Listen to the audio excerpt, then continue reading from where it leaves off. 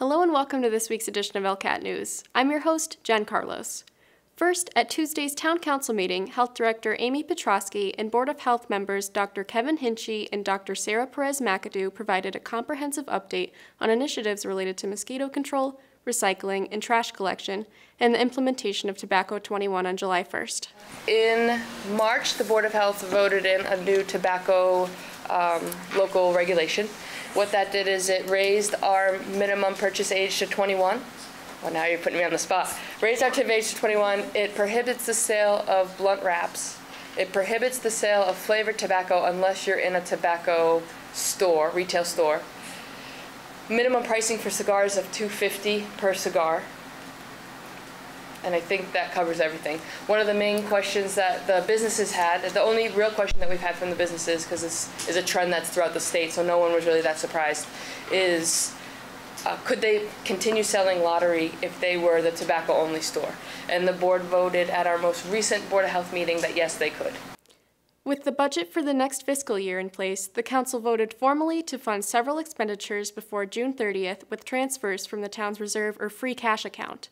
Security upgrades to the entry doors at the high school and 2 police cruisers that had originally been included as part of next year's capital plan topped that list.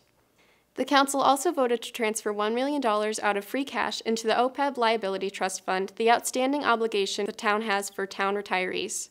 Director of Finance Sarah Menard explained the reasoning for making this contribution. Where does this bring us up to? What is the action plan kind of going forward? If you can bring us forward a little bit. So we currently have $4,632,870.98 in the OPEB trust.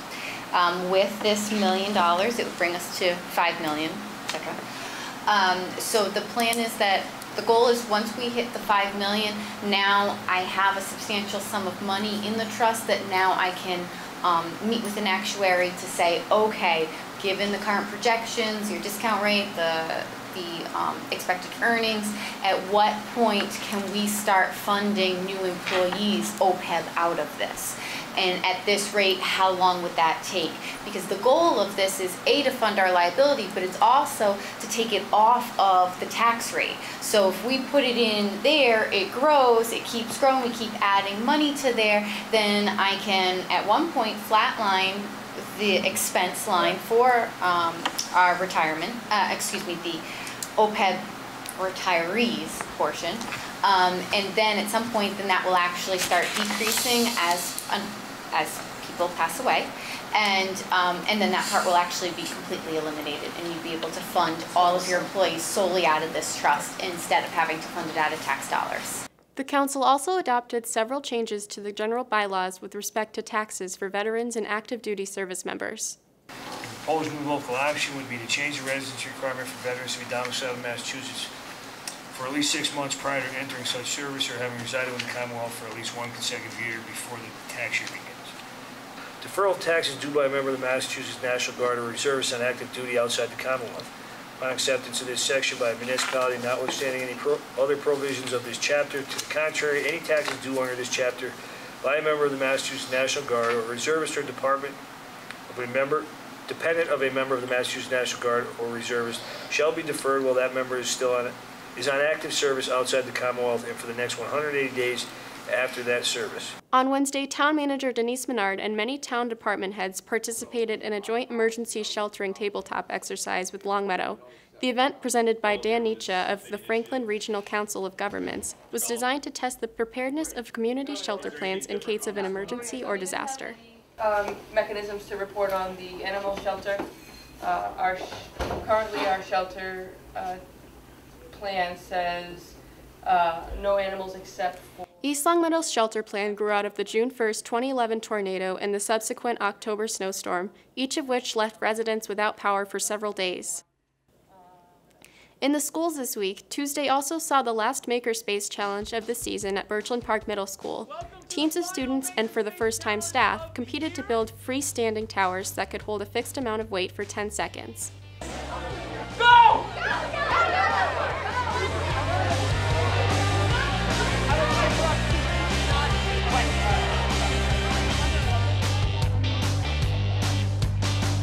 I'll start arranging them. Oh, is that your... Oh,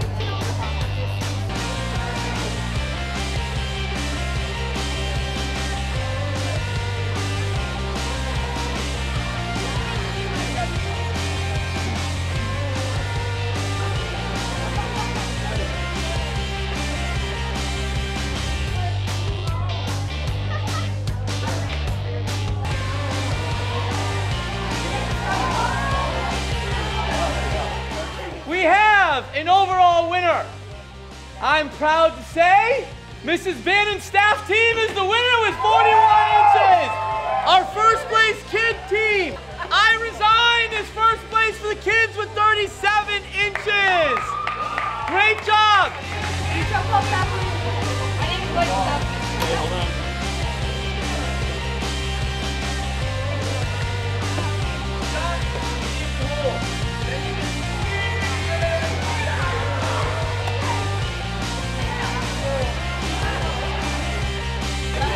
Hey, they're building. What just happened? In news from the East Longmeadow 4th of July events, a reminder that the Rotary Club is again stepping up to sponsor the fireworks this year and has agreed to run the carnival to offset some of the cost of putting on the fireworks display. A GoFundMe account is also in place for residents to make small contributions to help. The cost of the display is around $11,500, and the donations from the community will make sure the tradition carries on.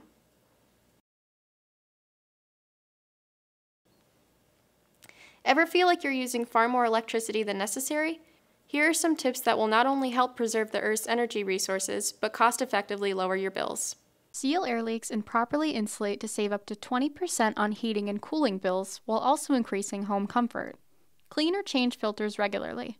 A dirty furnace or an AC filter will slow down airflow and make the system work harder to keep you warm or cool. Use ceiling fans. Cooling your home with ceiling fans will allow you to raise your thermostat 4 degrees. This can help lower your electricity bills without sacrificing overall comfort. Cook outside. On warmer days, keep the heat out of your home by using an outdoor grill instead of indoor ovens. Plus, you'll get to enjoy the beautiful weather. Bring in sunlight. During daylight hours, switch off artificial lights and use windows and skylights to brighten your home. An important note: Massachusetts residents can visit www.masssave.com to schedule a no-cost home energy assessment. MassSave rebates and incentives may be available to homeowners, renters, and landlords. Being more energy efficient will pay off with lower energy costs and improved home comfort. You'll receive a custom report that will make it easy to improve your home's energy efficiency. Plus, energy-saving products will be installed at no cost as needed, such as Energy Star LED light bulbs and advanced power strips. Your custom home energy report will include all applicable rebates and incentives, such as no-cost targeted air sealing of leaks in drafty areas of your home and rebates of up to $3,250 on qualifying energy-efficient heating, cooling, and water heating equipment. Our actions have a significant impact on the environment, so let's all do our part to save the planet, and perhaps even save a few dollars in the meantime. And here's what's happening at the library this upcoming week. On Tuesday, June 19th, from 10 to 11:30 a.m. is the AM Book Group. This month, the group is reading The Underground Railroad by Colson Whitehead.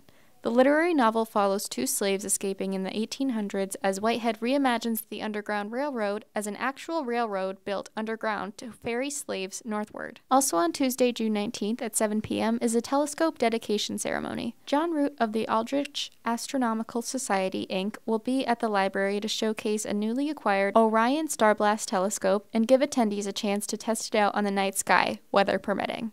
The telescope was funded by the Friends of the Library and will be available to check out at the library. On Thursday, June 21st from 10 to 11 a.m. is another session of mini computer classes, with Week 3's topic being Facebook. Using the library computers, receive hands-on training from an ELPL librarian. Proficiency with a mouse and keyboard are required for this class. Space is limited. Registration is required by calling 525-5400 extension 1508.